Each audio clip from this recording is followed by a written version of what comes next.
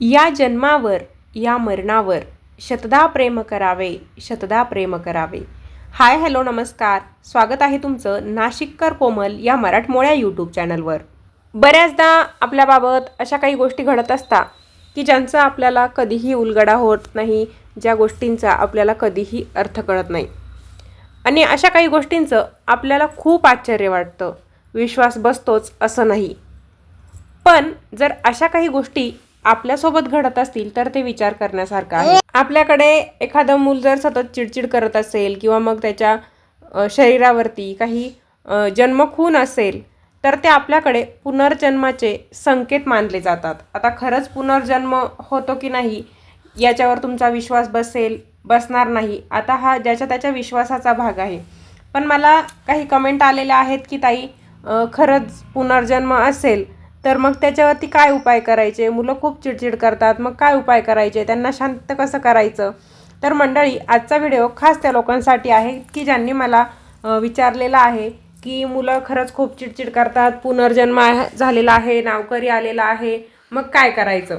तर आजच्या व्हिडिओमध्ये पुनर्जन्म असेल तर ते कसं ओळखायचं आणि त्याच्यावरती काय उपाय करायचे याबद्दलचाच सगळा व्हिडिओ बनवलेला आहे. त्या प्रश्नांची उत्तरं तुम्हाला देणार आहे. चला तर मग आजच्या व्हिडिओला सुरुवात करूया. खरंच पुनर्जन्म झालेला आहे की नाही हे नक्की कसं ओळखायचं, त्याचे काही संकेत आपल्याला मिळत असतात. तर त्या गोष्टींचा या जन्मात काही संबंध नसतो आणि अशा गोष्टी आपल्यासोबत एखाद्या वेळेस नाही तर वारंवार घडतात. काही गोष्टी आपल्याला वारंवार आठवतात, पण स्वप्नात दिसत असतील तर ते वेगळं आहे. पण काही गोष्टी आपल्याला वारंवार दिसतात, काही संकेत आपल्याला वारंवार मिळतात. तर पुनर्जन्म असेल तर कोणकोणते संकेत मिळतात ते आपण जाणून घेऊया. जेव्हा बाळाचा जन्म होतो कोणत्याही, तर त्याच्या शरीरावरती काही खून आपल्याला बघायला मिळते. काहींच्या शरीरावर काळी असते, काहींच्या शरीरावर हिरवी खून असते, काहींच्या शरीरावरती लाल खून असते. तर आपल्याकडे अशा ज्या जन्मखुना असतात तर त्या जन्मखुना पुनर्जन्माचा संकेत मानतात की अमुक अमुक या बाळाची आजी आजोबा यांच्या शरीरावरती अशा खुणा होतात असं मानतात. कधी कधी त्या व्यक्तीला जर काही आघात झालेला असेल, लागला असेल तर बाळाच्या शरीरावरती देखील त्याच ठिकाणी खून असते.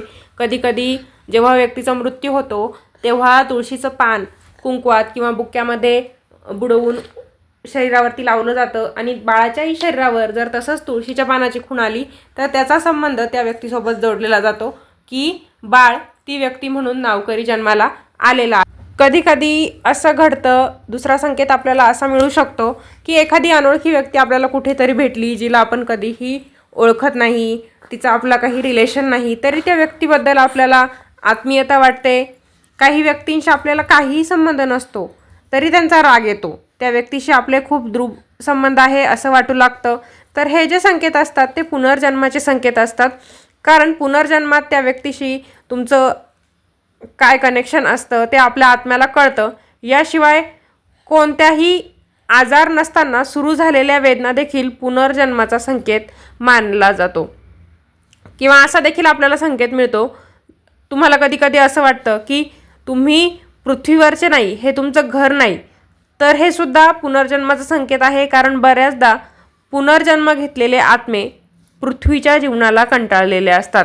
त्यांना या जन्माचे चक्र पूर्ण करून मोक्ष प्राप्त करायचे असते, म्हणून त्या आत्म्याला पृथ्वीबद्दल अजिबातही आपलेपणा वाटत नाही. काही वेळेस असं होतं की एखादी भाषा आपण कधी वाचलेली नसते, ऐकलेली नसते, ती भाषा आपण शिकलेलो नसतो पण ती भाषा आपण अगदी सहज समजून घेतो किंवा बोलू लागतो. तर हे देखील एक पुनर्जन्माचा संकेत मानला जातो. एखादी व्यक्ती अचानक दुसरी भाषा बोलू लागल्याचे प्रकार जर घडत असतील तर हा प्रकार बऱ्याचदा व्यक्तीच्या मेंदूला काही आघात झाला, कोमातून बाहेर आली व्यक्ती किंवा हिप्नोटाईज असा प्रकार घडला तर तेव्हा आपल्याला हे भाषा बदलल्याचे प्रकार बघायला मिळतात. आपल्याला झोपल्यानंतर स्वप्न पडतात, तर स्वप्न म्हणजे अवचेतन मनाचं प्रतिबिंब असतात. काहींचा असा विश्वास आहे की वारंवार पडणारी स्वप्न पुनर्जन्मातले अनुभव किंवा प्रतिबिंबित करत असतात. अशा ठिकाणांची व्यक्तींची स्वप्न पडतात ज्यांना कधीच आपण भेटलेलं नसतो, पण ते जर वारंवार स्वप्नात येत असेल तर स्वप्नात येणारं ते ठिकाण आपल्याला बऱ्याचदा परिचित वाटतं. तर हे देखील पुनर्जन्माचे संकेत असतात. तर दैनंदिन जीवनात आपल्याला अशा रिलेटेड काही संकेत बघायला मिळत असतील, अशा घटना बघायला मिळत असतील, तर समजून जायचं की हे पुनर्जन्म आहे. आता याच्यावर तुमचा कितपत विश्वास आहे हे माहीत नाही, पण ज्यांचा विश्वास आहे, ज्यांना असं वाटत आहे की आपल्या घरात जे बाळ जन्माला आलं आहे ते नावकरी आहे, सतत चिडचिड करतं आहे, तर मग याच्यावरती उपाय काय करायचे. आता जे लहान बाळं असतात ते साहजिक सहसा चिडचिड करत असतात, पण एखादं बाळ त्याला काही त्रास नाही तरी रडतं आहे, चिडचिड करतं आहे किंवा त्या बाळाच्या शरीरावरती जन्मखून आहे, तर आपल्याकडे गुरूंकडे जाऊन पत्रिका कुंडली वगैरे बघितले जातात. मग तेव्हा आपल्याला सांगतात की बाळ नावकरी आलेलं आहे, तुमच्या घरातली अमुक अमुक व्यक्ती ती पुन्हा तिचा जन्म झालेला आहे. मग तेव्हा आपण काय उपाय करायचे असे प्रश्न आपल्याला पडतात.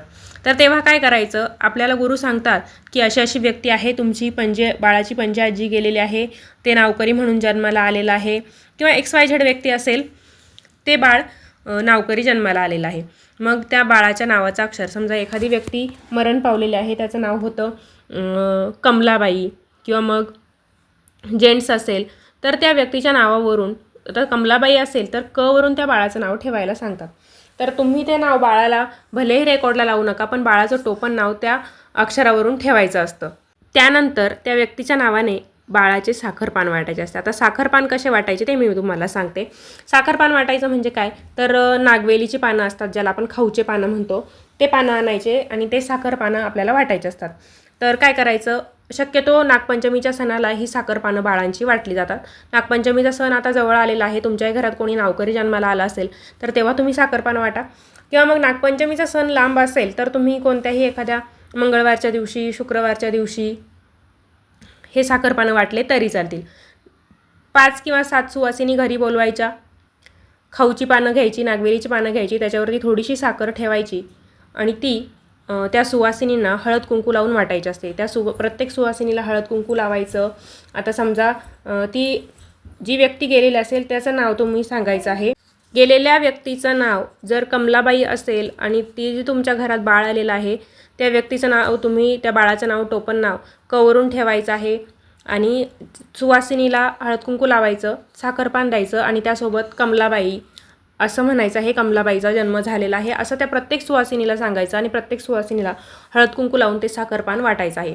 त्यासोबत जे आपल्याला लाल कलरचे हरभरे असतात त्यांचे आपल्याला ते हरभरे देखील त्यासोबत आपल्याला त्या सुवासिनींना खायला द्यायचे असतात, चणे भिजवलेले खायला द्यायचे असतात.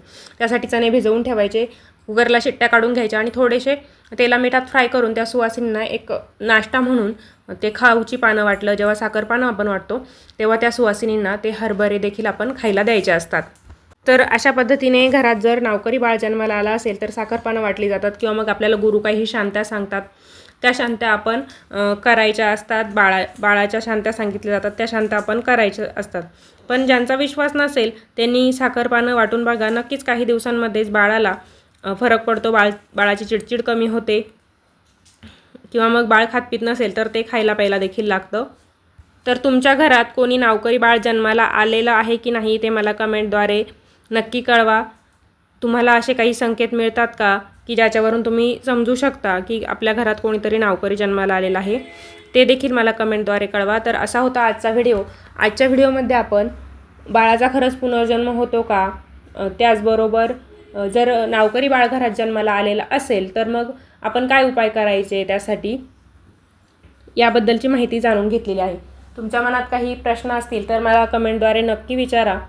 व्हिडिओला आवडला असेल तर व्हिडिओ लाईक नक्की करा, जास्तीत जास्त शेअर करा. अजून आपल्या चॅनलला सबस्क्राईब केलं नसेल तर धार्मिक, आध्यात्मिक तसेच सणावारांचे व्हिडिओ बघण्यासाठी आजच आपल्या नाशिककर कोमल या मराठमोळ्या यूट्यूब चॅनलला सबस्क्राईब नक्की करा. पुन्हा भेटूया अशाच एका नवीन व्हिडिओसोबत. धन्यवाद.